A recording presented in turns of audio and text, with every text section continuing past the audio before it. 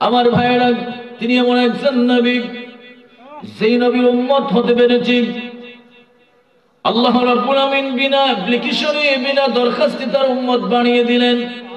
সমস্ত নবী রাসূলগণ তার উম্মত হওয়ার জন্য পাগল পাগল ছিলেন। সমস্ত নবী রাসূলদের একটাই মাত্র আরজি ছিল আল্লাহ যদি নবী না বানায় আখির নবীর উম্মত বানাইতে, তাহলে কিসমত ভালো হয়ে যেত, তকদির পরিবর্তন হয়ে যেত। আমার ভাইয়েরা, তন্মধ্যে একজন নবী হচ্ছেন হযরত ঈসা রূহুল্লাহ আলাইহিস সালাম। হযরত ঈসা রূহুল্লাহ আলাইহিস সালাম দৈনিক আল্লাহর কাছে একবার না দুইবার নয় 5 বার প্রেয়ার করেন, নামাজ আদায় করে দোয়া আদায় করে, আল্লাহ তুমি আমাকে জালিল কদর পয়গম্বর আল্লাহ নবী না বানায়া যদি আখির নবীর উম্মত বানাইতেন, তাহলে কপাল ভালো হয়ে যেত।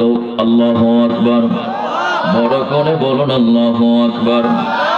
আল্লাহ ডাক বলে ঈসা রূহুল্লাহ, বারবার কেন আকাশের দিকে তাকিয়ে চোখের পানি ছেড়ে ছেড়ে কান্নার কারণ কি? তুমি একজন জালিল কদর পয়গম্বর, নামের পিছনে রূহুল্লাহ লকব দিলাম, পিতা ছাড়া পৃথিবীতে আসার ব্যবস্থা করে দিলাম, নামের পিছনে রূহুল্লাহ লকব দিলাম, ইনজিল কিতাব দিলাম, কুষ্ঠরোগী ভালো করার ক্ষমতা দিলাম, মৃত ব্যক্তিকে জিন্দা করার ক্ষমতা দিলাম। আল্লাহু আকবার। হযরত ঈসা রূহুল্লাহ মৃত ব্যক্তির গায়ে হাত দিলে জিন্দা হয়ে দাঁড়িয়ে যেত। আল্লাহু আকবার। ইনজিল কিতাব দিলেন, কুষ্ঠরোগী ভালো করার ক্ষমতা দিলেন, এরকম অসংখ্য মুজিজা দিলেন। তারপর ঈসা রূহুল্লাহ দোয়া করে করে চোখের পানি ছেড়ে ছেড়ে কাঁদে, আল্লাহ আল্লাহ আল্লাহ, আমি কেন কাঁদি তুমি কি জানো না? আল্লাহ পাক বলে, বাবা ঈসা রূহুল্লাহ, তুমি যে কাঁদো আমি ভালো করে জানি। আল্লাহ পাক জানেন কি জানেন না? জানেন কি জানেন না? আল্লাহ পাক বলে, আল্লাহু আলিমুম বিযাতিস সুদূর। বড় করে বলুন আল্লাহু আকবার। আল্লাহ পাক বলেন, আল্লাহু আলিমুম বিযাতিস সুদূর, আমি মানুষের অন্তরের অন্তঃস্থলের ভিতরে যে বিষয়টা বিরাজ করে, এইটাও আমি আল্লাহ পাক জানি। আল্লাহু আকবার। আল্লাহ এটাকে বলে, ঈসা রূহুল্লাহ, ঈসা রূহুল্লাহ, তোমার মনের ব্যাপার তুমি একটু খুলে বলো। তুমি বললে তোমার বেদনা, তোমার আকাঙ্ক্ষাটা দূর হবে। ঈসা রূহুল্লাহ ডাক দিয়ে বলে, আল্লাহ নামের পিছনে রূহুল্লাহ লকব চাই না, ইনজিল কিতাব চাই না, কুষ্ঠরোগী ভালো করার ক্ষমতা চাই না, একটাই মাত্র আরজি, আল্লাহ তুমি আখির নবীর উম্মত বানিয়ে দাও। আল্লাহ পাক বলেন, ঠিক আছে, তোমার দোয়া কবুল করে নিলাম। আল্লাহ পাক ঈসা রূহুল্লাহর চতুর্থ আসমানে উঠে আনিলেন। কিয়ামতের আগে হযরত ঈসা রূহুল্লাহ আমার নবীর উম্মত হয়ে পৃথিবীতে আসবেন। জোরে বলুন সুবহানাল্লাহ। আল্লাহু আকবার, আল্লাহু আকবার। আমরা ওই নবীর উম্মত হতে পেরেছি, বলে আলহামদুলিল্লাহ। নবী তুমি আমার হয়ে যাও, ও নবী তুমি আমার হয়ে যাও, তুমি আমার আমি তোমার, তুমি আমার আমি তোমার, একবার কথা দাও, নবী তুমি আমার হয়ে যাও, তোমায় ভালোবাসি হৃদয়ের টানে, মন বসে না কোনো কাজে তোমায় বিহনে, তোমায় ভালোবাসি হৃদয়ের টানে, মন বসে না কোনো কাজে তোমায় বিহনে, গুনাহগার মত ডাকে একবার ফিরে চাও, গুনাহগার মত ডাকে একবার ফিরে চাও, নবী তুমি আমার হয়ে যাও। বলুন, নবী তুমি আমার, তুমি আমার আমি তোমার, তুমি আমার আমি তোমার, একবার কথা দাও, নবী তুমি আমার হয়ে যাও। আল্লাহুম্মা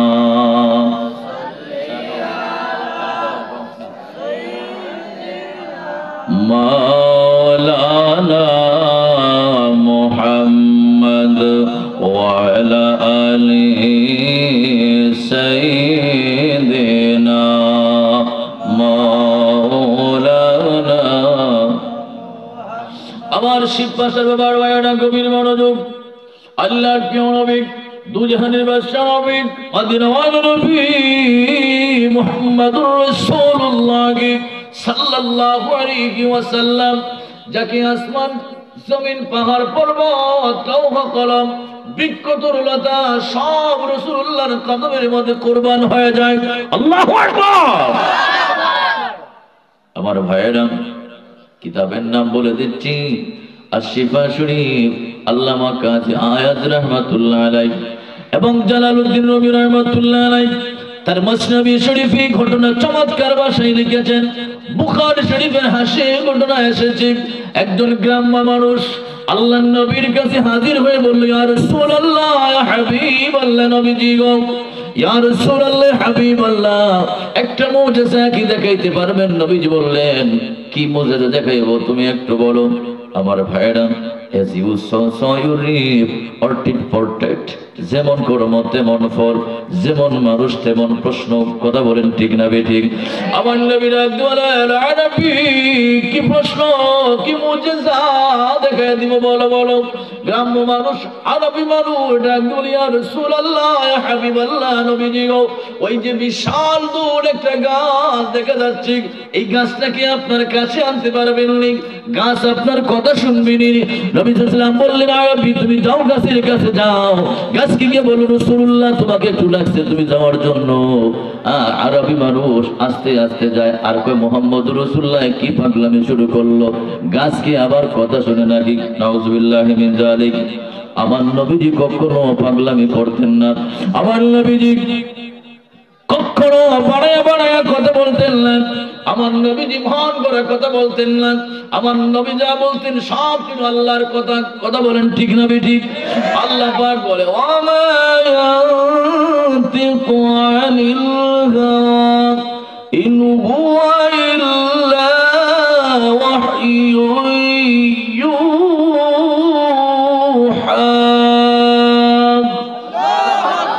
বড় করে বলুন আল্লাহু আকবার। আল্লাহ পাক বলেন, ওমা ইয়ানতিকু আনিল হাওয়া ইন হুয়া ইল্লা ওয়াহয়ুন ইউহা। আল্লাহ পাক বলে, পৃথিবীর মানুষ আমার রাসূল প্রবৃত্তির অনুসরণ করে কথা বলেন না, বানে বানে কথা বলেন না, মন করে কথা বলেন না।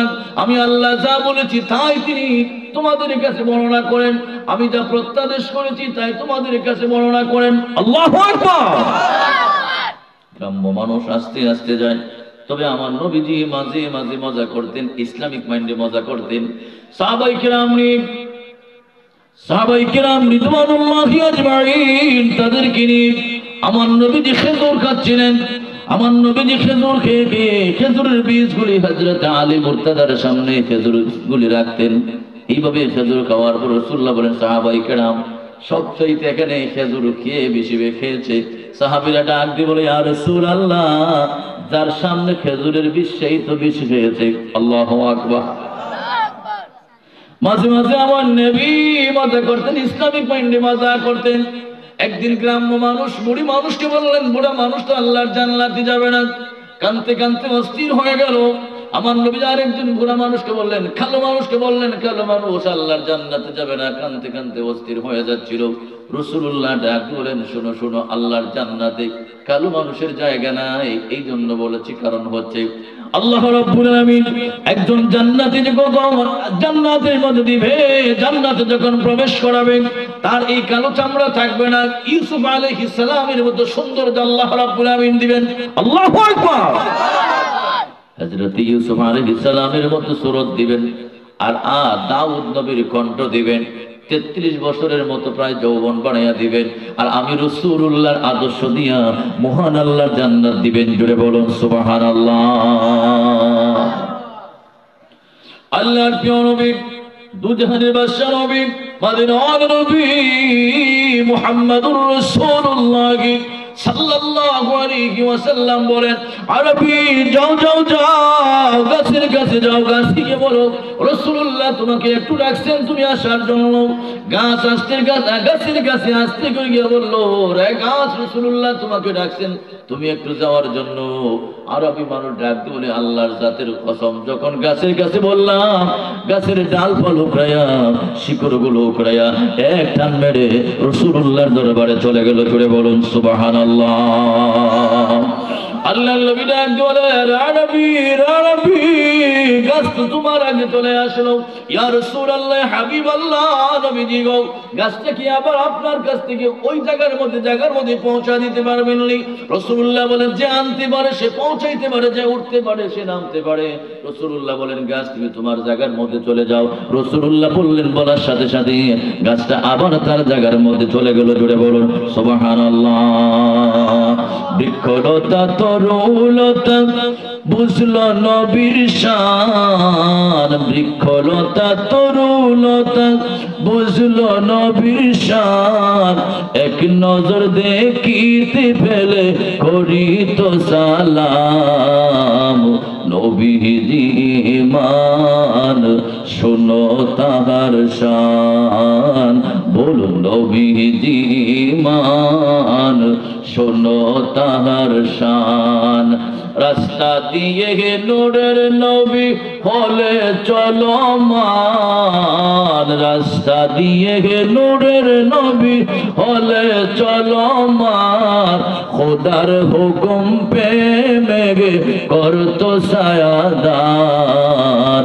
নবীজি মান শোনো তাহার শান, বলুন নবীজি মান শোনো তাহার শান।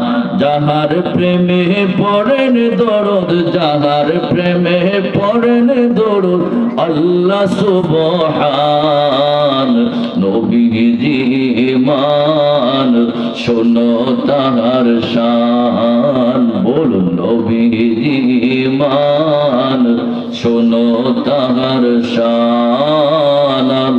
আল্লাহুম্মা সাল্লি আলা, প্রাণ খুলে বলুন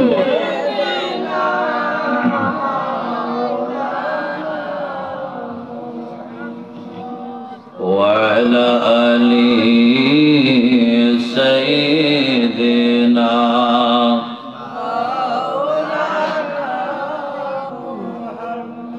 আমার সুন্নি ভাইয়েরা গভীর মনোযোগ।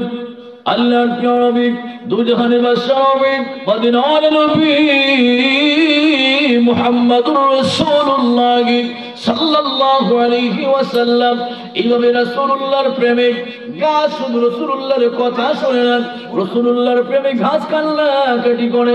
আশিফা শরীফ, আল্লামা কাজী আয়াত রাহমাতুল্লাহ আলাইহি, মসনবী শরীফ, বুখারী শরীফ, অসংখ্য কিতাবের মধ্যে ঘটনা মজুদ রয়েছে। এই ঘটনা নকল করেছেন, লিখেছেন হযরত জালালউদ্দিন রুমি রাহমাতুল্লাহ আলাইহি সহ, জালালউদ্দিন সৈয়দ রাহমাতুল্লাহ আলাইহি সহ অসংখ্য আলেম ওলামা এই ঘটনা লিখেছেন। এমনকি বুখারী শরীফে সেই ঘটনা এসেছে। আমার নবীজি মসজিদে নববীর মধ্যে মিম্বর শরীফ বানানোর আগে, অর্থাৎ নবীজি মক্কা থেকে হিজরত করে ৬ষ্ঠ হিজরিতে হিজরত করে, মসজিদে গিয়ে মদিনাতুল মুনাওয়ারায় গিয়ে ইয়াসরিব ছিল, রাসূলুল্লাহর কদম লাগার কারণে সেখানে মদিনা হয়ে গেল, দামি শহর হয়ে গেল। রাসূলুল্লাহ সেখানে যাওয়ার পরে মসজিদে নববী বানালেন, কিন্তু মিম্বর শরীফ বানান নাই, মিম্বর শরীফ হয় নাই। আল্লাহর নবীজি একটা খেজুর গাছের উঠা, খেজুর গাছের টুকরার মধ্যে মাঝে মাঝে হেলান দিয়ে রাসূলুল্লাহ খুতবা দিতেন, ভাষণ দিতেন। আল্লাহু আকবার, চিৎকার করে বলুন আল্লাহু আকবার। আল্লাহর প্রিয় নবী, দুজাহানের বাদশা নবী, মদিনার নবী মুহাম্মদুর রাসূলুল্লাহ সাল্লাল্লাহু আলাইহি ওয়াসাল্লাম মসজিদে নববীতে মিম্বর শরীফ হওয়ার আগে আমার নবীজি খেজুর গাছের টুকরার মধ্যে হেলান দিয়ে মাঝে মাঝে খুতবা দিতেন। অর্থাৎ ক্লান্তি আসলে, হয়রানি ভাব আসলে রাসূলুল্লাহ তার মাঝে মাঝে হেলান দিতেন, টেস লাগিয়ে একটু আরাম নিতেন। আল্লাহু আকবার। সাহাবায়ে কেরাম ডাক দিয়ে বলে, ইয়া রাসূলুল্লাহ, ইয়া হাবিবাল্লাহ, নবীজি গো, যদি আপনি অনুমতি দেন তাহলে একটা কাঠের মিম্বর বানায়া দেই। আল্লাহু আকবার। ইয়া রাসূলুল্লাহ, ইয়া হাবিবাল্লাহ, নবীজি গো, যদি অনুমতি দেন একটা কাঠের মিম্বর বানায়া দেই আমরা। রাসূলুল্লাহ বলেন ঠিক আছে, কাঠের মিম্বর বানাও। রাসূলুল্লাহর পরামর্শ ক্রমে কাঠের মিম্বর বানানো হলো। আমার নবীজি কাঠের মিম্বরে বসে বসে সাহাবায়ে কেরাম নিয়ে ওয়াজ দিচ্ছিলেন, সাহাবায়ে কেরাম নিয়ে কথা বলছিলেন। হঠাৎ করে হাজার হাজার শত শত সাহাবীর ভিতরে মানুষের মতো কান্নার আওয়াজ বের হয়ে আসলো। আল্লাহু আকবার। সাহাবায়ে কেরাম ডাক দিয়ে বলে, ইয়া রাসূলুল্লাহ, ইয়া হাবিবাল্লাহ, নবীজি গো, এতগুলি সাহাবী, একটা সাহাবীর চোখের মধ্যে পানি দেখা যায় না, একটা সাহাবীর কণ্ঠের মধ্যে কান্নার কোনো আওয়াজ যায় না, কিন্তু একটা মানুষ যেভাবে তার মার জন্য পাগল হয়ে, বাচ্চা যেমন মার জন্য ফুফায়া ফুফায়া কাঁদে, ঠিক তেমনি ভাবে মসজিদের নববীর ভিতরে এরকম কান্নার আওয়াজ শোনা যাচ্ছে। একটা উট যেমন বাচ্চা প্রসব দিলে উটনির বাচ্চা যেমন কাঁদে, ঠিক তেমনি ভাবে হাউমাউ করে চিল্লা চিল্লি করে কান্নাকাটি করে আল্লাহর নবীজি ওয়াজ নসিহত বন্ধ করে মিম্বর শরীফ থেকে নেমে নেমে আস্তে করে গিয়া হুস্তুনে হান্নানা মরা খেজুর গাছের টুকরা কি করাইয়া ধরলেন, বললেন, রে হুস্তুনে হান্নানা, ব্যাপার কি, কিসের জন্য কাঁদো? ইয়া রাসূলুল্লাহ, হাবিবাল্লাহ, কোনো ব্যাপার না, আপনি তো আমারে কাঁদাইছেন। আল্লাহু আকবার। হুস্তুনে হান্না ডাক দিয়ে বলে, ইয়া রাসূলুল্লাহ, ইয়া হাবিবাল্লাহ, নবীজি গো, আপনি তো আমাকে কাঁদাইলেন। নবীজি বলেন, আমি কি করলাম, কেমন ভাবে তোমাকে কাঁদাইলাম? ইয়া রাসূলুল্লাহ, হাবিবাল্লাহ, এই মিম্বর শরীফ হওয়ার আগে আপনি আমার মাঝে মাঝে হেলান দিয়ে মাঝে মাঝে খুতবা দিতেন, ভাষণ দিতেন, ওয়াজ নসিহত করতেন, এটা আমার কাছে বড় ভালো লাগতো, জীবনটাকে ধন্য মনে করতাম। ইয়া রাসূলুল্লাহ, কাঠের মিম্বর হয়ে যাওয়ার পরে আপনি আমার মাঝে হেলান দেন না, আমার মাঝে আপনি শুয়ে যান না, যার কারণে আপনার বিরহ বিচ্ছেদ আমি সইতে পারলাম না। আমার মাঝে মহান আল্লাহ জান দিলেন, প্রাণ দিলেন, আমি আপনার বিরহ বিচ্ছেদে কান্না শুরু করে দিলাম। জোরে বলুন সুবহানাল্লাহ। আল্লাহর প্রিয় নবী, দুজাহানের বাদশা নবী, মদিনার নবী মুহাম্মদুর রাসূলুল্লাহ সাল্লাল্লাহু আলাইহি ওয়াসাল্লাম বলে, রে হুস্তুনে হান্নানা, আমি তোমার জন্য মুনাজাত করে দিতে পারি। এই মদিনাতুল মুনাওয়ারায় তুমি বিশাল বড় একটা গাছ হয়ে থাকবে, হাজার হাজার লক্ষ লক্ষ লক্ষ হাজিরা তোমার থেকে খেজুর বক্ষণ করবে, খেজুর খাবে, আর তুমি যদি জান্নাতে আমার সাথে থাকবে তাহলে অনন্তকাল আল্লাহর জান্নাত তোমার ব্যবস্থা করে দিতে পারি। তুমি দুনিয়ায় থাকবে না, আখিরাতে থাকবে। হুস্তুনে হান্নানা একটা মরা খেজুর গাছের উঠান, মরা খেজুর গাছের টুকরা রাসূলুল্লাহকে জবান দিল, ইয়া রাসূলুল্লাহ, ইয়া হাবিবাল্লাহ, অল্প দিনের দুনিয়া, 2 দিনের দুনিয়াতে আমি থাকতে চাই না, আখিরাতের জিন্দেগিতে জান্নাতের ভিতরে অনন্তকাল আমি একটা গাছ হয়ে আপনার মহব্বতে থাকতে চাই। জুড়ে বলুন সুবহানাল্লাহ। আল্লাহু আকবার, আল্লাহু আকবার। আমরা রাসূলুল্লাহর তাজিম চাই কি চাই না? বলুন, চাচ্ছেন চা খাই? এখন হুজুর আমরা দিতেন না, আপনারা দেওয়া যেত না, আপনারা সারা জীবনে খান, মাশাআল্লাহ। তাহলে আপনারা দুরূদ শরীফ পড়েন, আমি একটু চা খাই নেই। আল্লাহুম্মা সাল্লি, ধন্য যেন করে নবীর দিদারে, দোয়া করিও সবাই আমারে, ধন্য যেন করে নবীর দিদারে। বাবা দুরুদ সালাম মিলাদ কিয়াম পড়ব জীবন ভর, পাই যে আমার নূরের নবীর নূরানি নজর। বাবা দুরুদ সালাম মিলাদ কিয়াম পড়ব জীবন ভর, পাই যে আমার নূরের নবীর নূরানি নজর। কথা বলেন ঠিক না বেটি? যাইতে চাই মদিনার শহর নবীজির ধারে, যাইতে চাই মদিনার শহর নবীজির ধারে, ধন্য যেন করে নবীর দিদারে, ধন্য যেন করে নবীর দিদারে। বাবা আব্দুল হালিম আল হুসাইনি করতেছি আরজি, আশেকগণ রে দিদার দাও গো ওগো নবীজি, আশেকগণ রে দেখা দাও গো ওগো নবীজি। সবার সাথে রাইখো আমায় সোনজরে, সবার সাথে রাইখো আমায় সোনজরে, ধন্য যেন করে নবীর দিদারে। আল্লাহুম্মা সাল্লি আলা। সঙ্গে আলোচনা যাচ্ছি না, সরাসরি এক বিষয়ের উপর কথা বলছি। আল্লাহর নবীর ইজ্জত, আল্লাহর নবীর আসমত, রাসূলুল্লাহর পজিশন, রাসূলুল্লাহর ঐতিহ্য, রাসূলুল্লাহর পজিশন মর্যাদা কেমন ছিল। আমার ভাইরা, যার প্রস্রাব মোবারক পাক, যার পায়খানা মোবারক পাক, যার রক্ত মোবারক পাক, তিনি কি আমার মতো মানুষ? হ্যাঁ, তিনি 10 জনের মতন না, 5 জনের মতো না। আমার গুনাহ আছে, আমার রক্ত না পাক, রক্ত বের হয়ে গেলে না পাক, প্রস্রাব করলে না পাক, ভিতরে থাকলেও না পাক। ওইটা আপনি যেমনি ভরেন, প্রস্রাব করলেই না পাক। প্রস্রাব করলে আপনার ওযু চলে যাবে, আমার ওযু চলে যাবে। রাসূলুল্লাহ বলছেন, ইয়া আখি জিবরাইল, আমি তো প্রস্রাব করলে আমার ওযু যায় না, টয়লেট করলে আমার ওযু যায় না, রক্ত বের হলে আমার ওযু যায় না। আল্লাহু আকবার। এইটা মেরাজের মাস। হযরত জিবরাইল আলাইহিস সালাম রাসূলুল্লাহ কি দাওয়াত দিলেন। রাসূলুল্লাহ উম্মে হানির গণে মতান্তরে কাবা চত্বরে ঘুমিয়ে রইলেন। আল্লাহর নবী কি পায়, রাসূলুল্লাহ ঘুম যাচ্ছিলেন।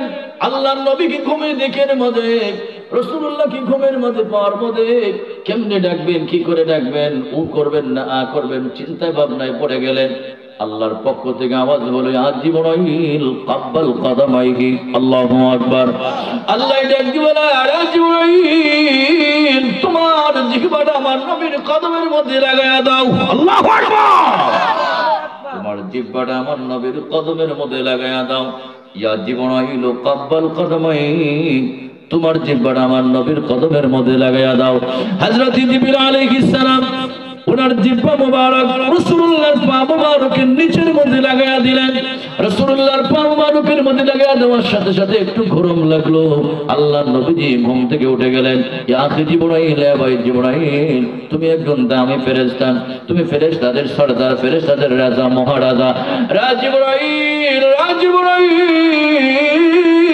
তোমার জিহ্বাটা দামি, এটা আমার পায়ের নিচের মধ্যে কেমনে লাগাইয়া দিলাম।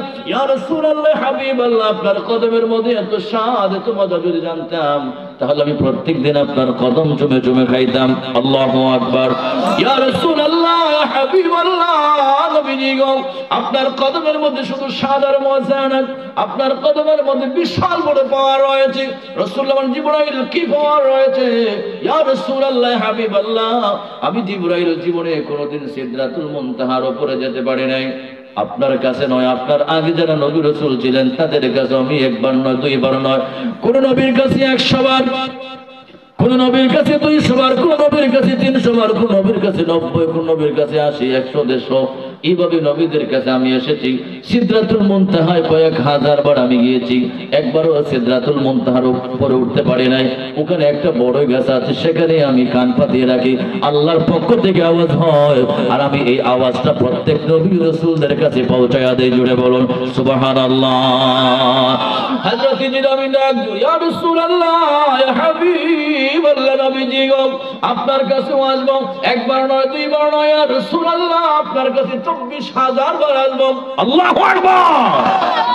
আপনার কাছে 24,000 বার ওখানে আসবো ইয়া রাসূলুল্লাহ, কিন্তু একবারও সিদরাতুল মুনতাহার উপরে আমি যাইতে পারবো না। যদি সিদরাতুল মুনতাহার উপরে যায় আমার নূরের পাখাগুলি সরকার হয়ে যাবে। আল্লাহ রাব্বুল আলামিন আমাকে 600 নূরের পাখা দিয়েছেন, একটা নূরের পাখাও থাকবে না। আমার একটা নূরের পাখা একবার যখন দিলে 70,000 রহমতের ফেরেশতার জন্ম হয়। সুবহানাল্লাহ। ইয়া রাসূলুল্লাহ ইয়া হাবিবাল্লাহ নবীজি গো আমার একটা নূরের পাখা একবার ডানা দেখানো দিলে ৭০,০০০ রহমতের ফেরেশতা নূরের ফেরেশতার জন্ম হয়। এইরকম আমার ৭০,০০০ নূরের পর্দা রয়েছে, নূরের ডানা রয়েছে। আমি যদি এক বিন্দু পরিমাণ সিদরাতুল মুনতাহার উপরে উঠতে যাই আমার ডানাগুলি পুড়ে পুড়ে সারকার হয়ে যাবে।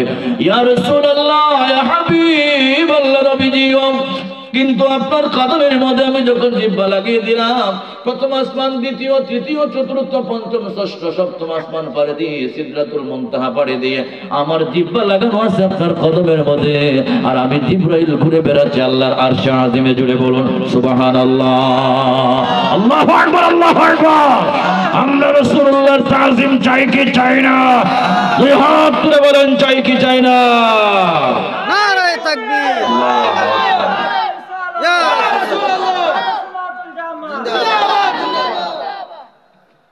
রহমতে আলম নবী নূরে মুজাসসাম সাহাবীরা আতর বানায় ওই নবীজির গাম, সাহাবীরা আতর বানায় ওই নবীজির গাম। খারাপ লাগতেছে? গান গাইতেছি? হ্যাঁ, আয়ুব বাচ্চুর গান গাইতেছি? কার গান গাচ্ছি? রাসূলুল্লাহর গান গাচ্ছি। মসজিদে নববী শরীফে হযরত ওমর, হযরত আবু বকর, হযরত ওমর, হযরত উসমান, হযরত আলী রাদিয়াল্লাহু তাআলা আনহুম আজমাইন এত বড় দামি দামি সাহাবী জান্নাতের সার্টিফিকেট পেয়েছেন দুনিয়ায় থাকা সত্যি। এরা হচ্ছে আশারে মুবাশশার অন্যতম সাহাবী, ইসলামের 4 জন খলিফা। আল্লাহু আকবার। এত বড় দামি দামি সাহাবী হওয়ার পরেও মসজিদে নববী শরীফে তাদের কোনো স্পেশাল কোনো মন ছিল না, কোনো স্টেজ ছিল না। কিন্তু রাসূলুল্লাহর শানে যারা গজল গাইতেন, নাচ গাইতেন তাদের জন্য মসজিদে নববীর ভিতরে স্পেশাল স্টেজ ছিল। জুড়ে বলুন সুবহানাল্লাহ। তাহলে রাসূলুল্লাহর শান গাইলে গুনাহ হবে না, রাসূলুল্লাহর শান গাইলে সওয়াব হবে। কথা বলেন ঠিক না বেঠিক? তাহলে আমার সাথে প্রাণ খুলে পড়ুন রহমতে আলম নবী নূরে মুজাসসাম সাহাবীরা আতর বানায় ওই নবীজির গাম, সাহাবীরা আতর বানায় ওই নবীজির গাম। উস্তুনে হান্নানা একটা খেজুর গাছের নাম, যাকে ধরে খুতবা দিতেন রাসূল আকরাম, যাকে ধরে খুতবা দিতেন রাসূল আকরাম। গাছটা নবীর বিরহে কাঁদিতে রহে, গাছটা নবীর বিরহে কাঁদিতে রহে। হতবাক হইল যত সাহাবায়ে কেরাম, রহমতে আলম নবী নূরে মুজাসসাম সাহাবীরা আতর বানায় ওই নবীজির গাম, সাহাবীরা আতর বানায়।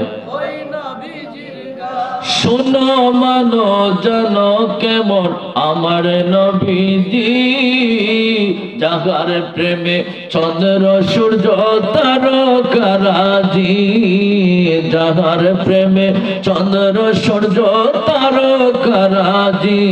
বাবা আরো শুনবানি সুন্দর কাহিনী, বাবা আরো শুনবানি সুন্দর কাহিনী। জান্নাতের ওই রুমে রুমে লেখা নবীর নাম, রহমতে আলম নবী নূরে মুজাসসাম সাহাবীরা আতর বানায় ওই নবীজির গাম। কথা বলেন ঠিক না বেঠিক? আল্লাহর প্রিয় নবী, দুজাহানের বাদশা নবী, মদিনার নবী মুহাম্মদুর রাসূলুল্লাহ সাল্লাল্লাহু আলাইহি ওয়াসাল্লামের গাম মুবারক শরীর থেকে বের হলে আমার নবীর সাহাবীরা বোতলের ভিতরে শিশির ভিতরে ভরে ভরে জমা করে রাখতেন। নবীজি ডাক করে, সাহাবীরা রে, এই যে তোমরা বোতলের ভিতরে শিশির ভিতরে আমার ঘাম মোবারক বড় কেন কেন? নবীর সাহাবীরা ডাক দিয়ে, ইয়া রাসূলুল্লাহ, ইয়া রাসূলুল্লাহ, ইয়া হাবিবাল্লাহ, আমরা গরিব মানুষ, আমাদের সন্তানদের বিবাহের অনুষ্ঠান হলে, জুমার নামাজের দিন, ঈদের দিন, খুতবার দিন আপনার মা গাম মোবারক একটু শরীরের মধ্যে লাগাইয়া দেই। নবীজি বলেন, এই যে গামটা লাগাইয়া দাও, এটার কেমন ঘ্রাণ, কেমন খুশবু পাওয়া যায়। সাহাবীরা ডাক দিয়ে, ইয়া রাসূলুল্লাহ, আল্লাহর জাতের কসম, আপনার গাম মোবারক যদি আমাদের কাপড়ের মধ্যে একবার লাগাইয়া দেই, একদিন না 2 দিন নয়, আমরা যদি 40 দিন যদি হাঁটি, 40 দিন পর্যন্ত আমাদের কাপড় থেকে মেশক আম্বরের গান বের হয়। জুড়ে বলুন সুবহানাল্লাহ, আল্লাহু আকবার। আমার আপনার শরীর থেকে আমলে কাছে যাওয়া যায় না, দুর্গন্ধ করে। আর নবীজির শরীরের গাম মুবারক একবার লাগাইলে 40 দিন মেশক আম্বরে গান করে। সুবহানাল্লাহ। তাহলে এই নবী কি আমার মতো মানুষ? হ্যাঁ, দুঃখ লাগে, আফসোস লাগে, তাদের জন্য আফসোস লাগে যারা রাসূলুল্লাহকে দোষী গুণে বড়, রক্তে মানুষে বড়া। কিয়ামতের দিন রাসূলুল্লাহ নাকি মিজানের দিকে, পাল্লার দিকে ফেল ফেল করে তাকিয়ে থাকবেন, তার গুনার কি হালত হয়। নাউযুবিল্লাহ বলতেন না? অথচ আল্লাহ কোরআনে বলছেন, লিয়াগফিরা লাকাল্লাহু মা তাকদ্দামা মিন যামবিকা ওয়া মা তাআখার। আল্লাহ ডাকি বলে, নবী আমার, হাবিব আমার, দোস্ত আমার, কি আপনি আগের গুনাহ পরের গুনাহ সব গুনাহ থেকে মুক্ত। কিছু মানুষের আছে তারা বলে রাসূলুল্লাহর আগের গুনাহ পরের গুনাহ থেকে আল্লাহ তাআলা maaf করে দিয়েছেন। জোরে বলুন নাউযুবিল্লাহ। রাসূলুল্লাহর আগের গুনাহও নাই, পরের গুনাহও নাই। রাসূলুল্লাহ সমস্ত গুনাহ থেকে মুক্ত, সমস্ত গুনাহ থেকে হেফাজত। কথা বলেন ঠিক না বেঠিক? আল্লাহ রাব্বুল আমিন বলেন, আমার নবীকে যারা নিষ্পাপ, যারা বলে না, এটা নিঃসন্দেহে কাফির, বেঈমান, তাতে কোনো সন্দেহ নাই। আমার নবীজি হাদিসে বর্ণনা করেছেন, আল আম্বিয়া ওয়া মাসুমুন, সমস্ত নবী রাসূলগণ নিষ্পাপ, শুধু আমার নবী না, প্রত্যেক নবী রাসূলগণ নিষ্পাপ, তাতে কোনো সন্দেহ নাই। যদি কেউ মনে করে যে কোনো নবী গুনাহগার ছিলেন, নিঃসন্দেহে সে বেঈমান, কাফির হয়ে যাবে। জোরে বলুন নাউযুবিল্লাহ। ভুল এক জিনিস, গুনাহ আরেক জিনিস। কথা বলেন ঠিক না বেঠিক? ভুল অর্থ ভুলে গেলাম, এটা ভুলে নাই, ভুলে গেলাম এক জিনিস। যেমন আদম নবীকে আল্লাহ নিষেধ করেছিলেন গন্ধম খেয়ে নো, আবার গন্ধম রে আল্লাহ বলেন, গন্ধম রে তুমি আবার আদম রে ছাইরো না। আল্লাহু আকবার। ওখানে আল্লাহর প্রেমের একটা খেলা ছিল, তাতে আদম নবীর গুনাহগার বলা যাবে না। কথা বলেন ঠিক না বেঠিক? এইভাবে অনেক নবী রাসূলগণ ভুল করেছেন। ভুলে তো এক জিনিস, গুনাহ আরেক জিনিস। গুনাহ হলো অন্যায় করা, আল্লাহর প্রতি জুলুম করা। কোন নবী রাসূলগণ তারা নেক আমল করে তারা নবী হয় নাই, তারা পৃথিবীতে আসার আগে তারা নবী হয়েছেন। আল্লাহ তাদেরকে নবীর ডায়েরির লিস্ট করেছেন। আল্লাহু আকবার। বড় করে বলুন আল্লাহু আকবার। আমার ভাইরা, আমার নবীজির প্রস্রাব মোবারক পাক, ঘাম মোবারক পাক, টয়লেট মোবারক পাক। নবীজি ঘুমাইলে ওযু যায় না, আমি ঘুমাইলে ওযু চলে যায়। আমি প্রস্রাব করলে ওযু যায়, নবী প্রস্রাব মোবারক করলে ওযু যায় না। আমার নবীজি টয়লেট মোবারক করলে ওযু যায় না, কিন্তু আমি টয়লেট করলে ওযু যায়। আমার শরীর থেকে পুষ বের হয়, রক্ত বের হলে ওযু চলে যায়, কিন্তু রাসূলুল্লাহর ওযু যায় না। তাহলে যদি রাসূলুল্লাহর যদি ওযু না যায়, রাসূলুল্লাহর প্রস্রাব পায়খানা যদি পাক হয়, তাহলে রাসূলুল্লাহ কি আমাদের মতো মানুষ হতে পারেননি? রাসূলুল্লাহ আমাদের মতো মানুষ না, দোষে গুণে মানুষ না, রক্তে মানুষে গড়া আমাদের মতো 10 জনের মতো 5 জনের মতো না। কথা বলেন ঠিক না বেঠিক? আল্লাহ ডাক দেন, নবী আমার, হাবিব আমার, আপনি জানিয়ে দেন, কুল ইন কুনতুম তুহিব্বুনাল্লাহ ফাত্তাবিউনি ইউহিব্বুকুমুল্লাহ ওয়া ইয়াগফির লাকুম যুনুবাকুম ওয়াল্লাহু গফুরুর রহিম। আল্লাহ ডেকে বলে, নবী আমার, হাবিব আমার, দোস্ত আমার, আপনি জানিয়ে দেন, যদি তোমরা আল্লাহর ভালোবাসা পাইতে চাও, যদি আল্লাহর মহব্বত পেতে চাও, আল্লাহর যদি শুভাকাঙ্ক্ষী তোমরা হতে চাও, ইন কুনতুম তুহিব্বুনাল্লাহ, যদি তোমরা আল্লাহর মহব্বত পেতে চাও, আল্লাহর ভালোবাসা পেতে চাও, তাহলে ফাত্তাবিউনি ইউহিব্বুকুমুল্লাহ, রাসূলুল্লাহর ইত্তেবা করো, রাসূলুল্লাহকে অনুসরণ করো, রাসূলুল্লাহকে মহব্বত করো।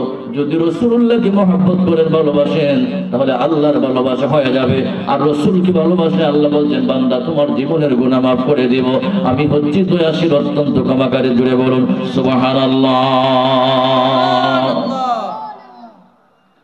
রাসূলুল্লাহর মহব্বত ছাড়া, রাসূলুল্লাহর তাজিম ছাড়া ঈমানদার হওয়া যাবে না। মক্কার কাফির বেঈমানেরা, এই আয়াতটা নাযিল হওয়ার প্রেক্ষাপটে একটু বলে দেই। মক্কার কাফির বেঈমানেরা কালে কাবার ভিতরে 360টা মূর্তি তারা 360টা মূর্তি তারা লাগিয়ে রাখলো। এই 360টা মূর্তির সামনে তারা গিয়ে পূজা করে সেজদা দেয়। রাসূলুল্লাহ বলেন, তোমরা এইটারে কেন পূজা করো, এইটারে কেন সেজদা দাও? তারা ডাক দিয়ে বলে, ইয়া রাসূলুল্লাহ, ইয়া হাবিবাল্লাহ, আমরা আল্লাহর জন্য মূর্তিগুলোরে সেজদা দেই। জোরে বলুন নাউযুবিল্লাহ।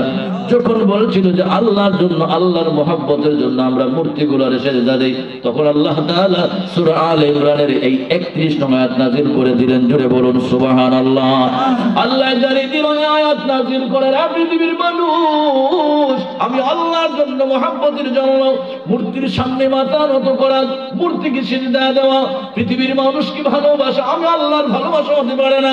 আর যদি আমার ভালোবাসা, আমার মহব্বত পেতে চাও, তাহলে একমাত্র আমার হাবিবের দরজার মধ্যে চলে যাও।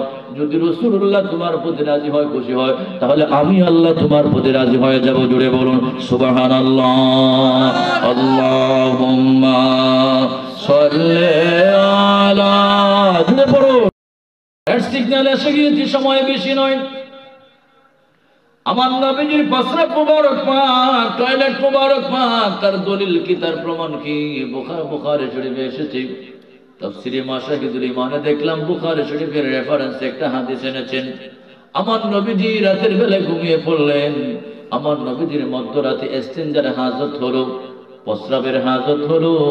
রাসূলুল্লাহ একটা থলির মধ্যে, একটা পাত্রের মধ্যে প্রস্রাব করে ঘরের এক কোণার মধ্যে রেখে দিলেন। আল্লাহু আকবার।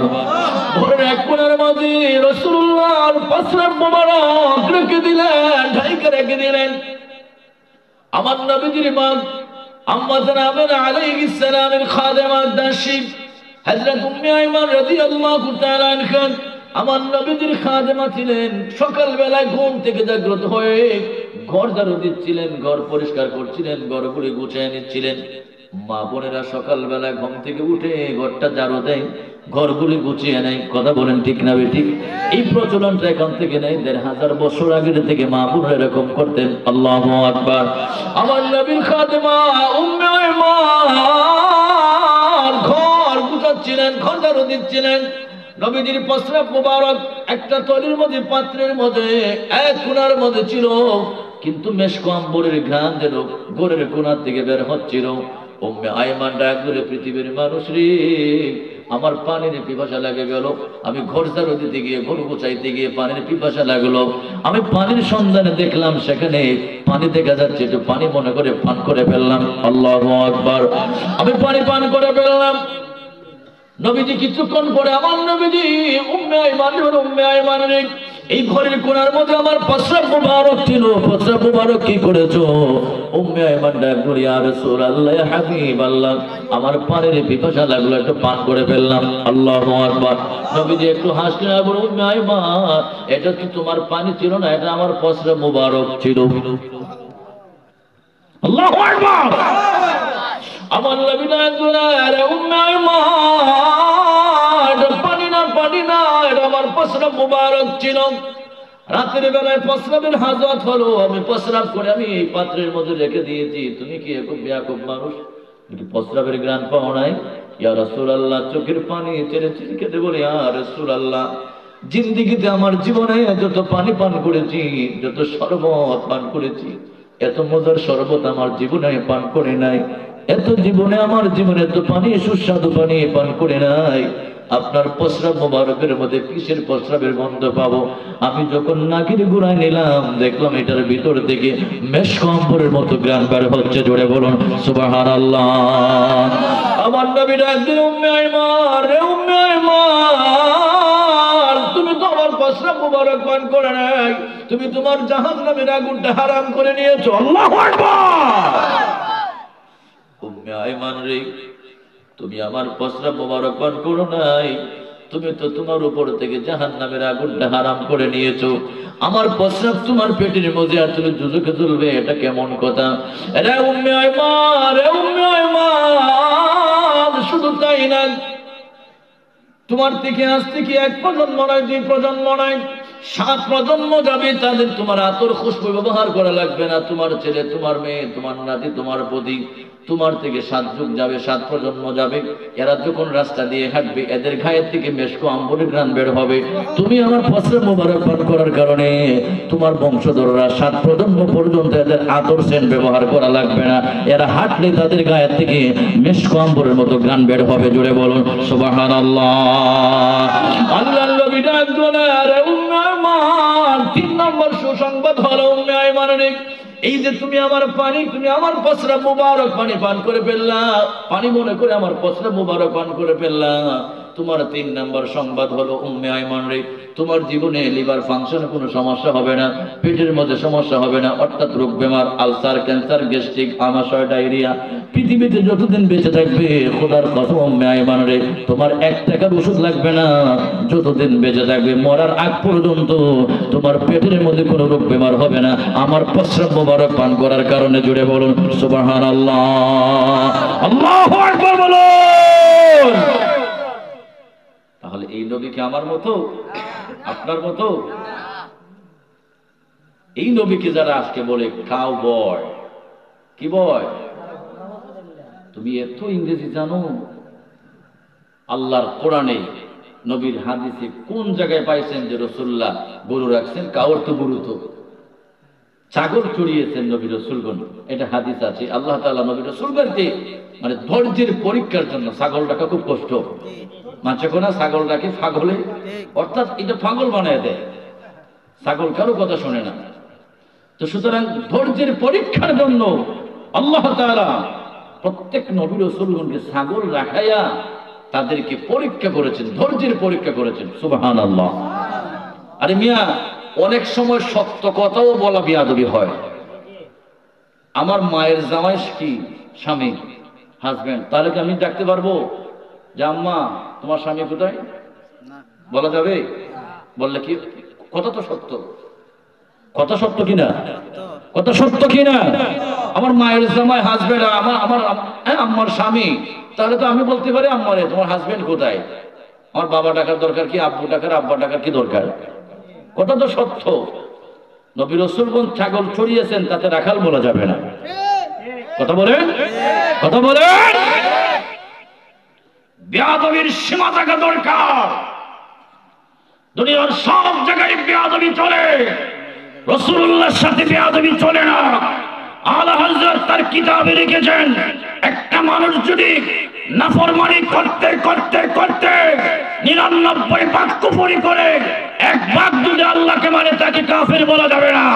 আর যদি একটা মানুষ যদি 100 ভাগ থেকে যদি 1 ভাগ রাসূলুল্লাহর সাথে বেয়াদবি করে, আলা হযরত বলেন নিঃসন্দেহে সে কাফের, কাফের, কাফের, তাতে কোনো সন্দেহ নাই। কথা বলেন ঠিক না বেটা?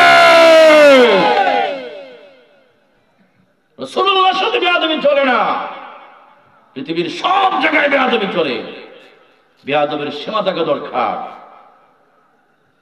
তুমি কিসের ডিগ্রি অর্জন করেছ? রাসূলুল্লাহর 1 ফোঁটা ঘামের ইলম তোমার অর্জন করো নাই। কথা বলে আস্তাগফিরুল্লাহ। সে আল আজহার ইউনিভার্সিটি, এটা সুন্নিয়তের একটা মার্কাজ প্রতিষ্ঠান। ওই জায়গায় পড়ে তোমার ঈমান বিক্রি করে দিয়েছো তুমি ইহুদিদের কাছে। 1500 বছর আগে ইহুদিরা রাসূলুল্লাহর রাইনা বলে ডাকতো, হে রাখাল মুহাম্মদ আমাদের দিকে তাকা। নাউযুবিল্লাহ কইতেন না? সূরা বাকারার কথা, ইয়া আইয়ুহাল্লাযীনা আমানু লা তাকুলু রাইনা ওয়া কুলু উযুরনা ওয়াসমাউ ওয়ালিল কাফিরিনা আযাবুন আলীম। সাহাবীরা বলতেন রাইনা ইয়া রাসূলুল্লাহ, আর অর্থ নিতেন, হে রাসূলুল্লাহ আমাদের দিকে দয়া নজর করে তাকান, কৃপা নজর করে আমাদের দিকে তাকান। কিন্তু সাহাবীদের ভাষাটা ফটোকপি করে নকল করে ইহুদিরাও ডাকতো রাইনা ইয়া রাসূলুল্লাহ, আর ভিতরে ভিতরে অর্থ নিত, হে রাখাল মুহাম্মদ আমাদের দিকে তাকান। আল্লাহ তাআলা মানুষের অন্তরে খবর জানেন কি জানেন না? আল্লাহ বলেন সাহাবীরা আজকে থেকে তোমরা আইনে রাখবে না, তোমাদের ভাষাটা ফটোকপি করে ইহুদিরা আমার রাসূলুল্লাহর সাথে বিয়াদবি করে রাখাল ছেলে ডাকে, তোমরা আজকে থেকে বলবা উনজুরনা ইয়া রাসূলুল্লাহ, আল্লাহু আকবার, উনজুরনা ইয়া রাসূলুল্লাহ, অনুগ্রহ করে দয়া করে আপনি আমাদের দিকে তাকান। তোমরা আজকে থেকে রাইনা ডাকবো না, ইহুদিরা রাখাল ছেলে মুহাম্মদ ডাকে।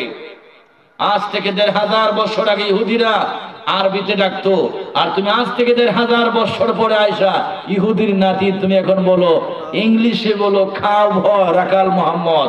নাউজুবিল্লাহি মিন যালিক। তুমি নিঃসন্দেহে ইহুদিদের দালাল, খ্রিস্টানদের দালাল, তাতে কোনো সন্দেহ নাই। কথা বলেন ঠিক না বেরে? বিয়াদবি সুন্নি জামাতের মধ্যে নাই। কথা বলেন ঠিক না বেটি?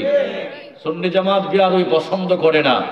আমাদের আমল কম হতে পারে, কিন্তু রাসূলুল্লাহর প্রতি আমাদের ঈমানটা মজবুত। কথা বলেন ঠিক না বেটি? কিয়ামতের ময়দানে একটা মানুষ আমল দেখায়া অহংকার করে জান্নাতে যেতে পারবেন না। রাসূলুল্লাহর শাফাআত লাগবে, আল্লাহর দয়া লাগবে। আল্লাহর দয়া ছাড়া, রাসূলের পাকের শাফাআত ছাড়া একটা মানুষ জান্নাতে কদম দিতে পারবেন না। তোরা আসলে বিয়াদব, তাদেরকে বিয়াদবি শেখায় দেয় ছোটবেলার থেকে। গতকাল সেই জকিগঞ্জের জমিন আল্লামা সাহেব কেবলা ফজলুর রহমতুল্লাহ আলাইহির 17তম ঈসা আলাইহিস সালাম মাহফিল আপনারা দেখেছেন। লক্ষ লক্ষ লক্ষ মানুষের সমাগম, কোনো হইচই নাই, কোনো মারামারি নাই, কোনো হাঙ্গামাঙ্গা নাই। আর তোমার মাহফিলে যেখানে 36,000 মানুষের একটা প্যান্ডেল বাঁধে, আর তোমরা মিথ্যা গুজব ছড়াইয়া বলো যে 15 লক্ষ মানুষ ছিল। নাউযুবিল্লাহি মিন যালিক। আল্লাহ কোরআনে বলেছেন লানাতুল্লাহি আলাল কাযিবিন, মিথ্যুকদের উপর আল্লাহর লানত, আল্লাহর অভিশাপ। ঠিক লক্ষ লক্ষ মানুষ যেখানে, সেখানে হইচই নাই, মারামারি নাই, কানাকানি নাই, কাউকে জুড়ে বলতে হয় না বস, এই কথা বলতে হয় না। তোমরা যে বিয়াদব, তোমরা যে মিথ্যু, তোমাদের কথায় তোমাদের মাহফিলে প্রমাণ করে। তোমাদের মাহফিলে মানুষ গেলে আহত হয়ে যায়। কথা বলেন ঠিক না বেটি? আল্লামা সাহেব কেবলা সুলতানি রহমতুল্লাহ আলাইহির লক্ষ লক্ষ মানুষ হলো ঈসা আলাইহিস সালাম মাহফিলে, একটা মানুষ তো পায়েও ব্যথা পায় নাই। কথা বলেন, কথা বলেন, একটা মানুষ আহত হয় নাই। সুতরাং আদবের দরবার হলো সুন্নি জামাতের দরবার। কথা বলেন ঠিক না বেটি? আউলিয়া কেরামের দরবারে যাও, তুমি অমানুষ মানুষ হবে। তোমরা তো আউলিয়া কেরাম মানো না, আউলিয়া কেরামের সহবত তোমরা যাও না। আউলিয়া কেরামের কদমে যাও, তাদের সহবতে যাও, তাদের সঙ্গ লাভ করো। তোমাদের বিয়াদবি, তোমাদের গুস্তাখি, তোমাদের মৃত্যু খাজদাবগিরি তোমাদের ভিতর থেকে আস্তে আস্তে বের হবে। কথা বলেন ঠিক না বেটি? আল্লাহ কোরআনে বলছেন ইয়া আইয়ুহাল্লাযীনা আমানুত্তাকুল্লাহা ওয়া কুনু মা'আস সাদিকিন। ঈমানদারেরা আল্লাহকে ভয় করার মতো করো, আর নেককার মানুষ আউলিয়া কেরামের সাহচর্য সঙ্গ লাভ করো। কথা বলেন ঠিক না বেটি? প্রাণ খুলে রাসূলুল্লাহর প্রতি একটু দুরূদ শরীফ পড়ুন। আল্লাহুম্মা সাল্লি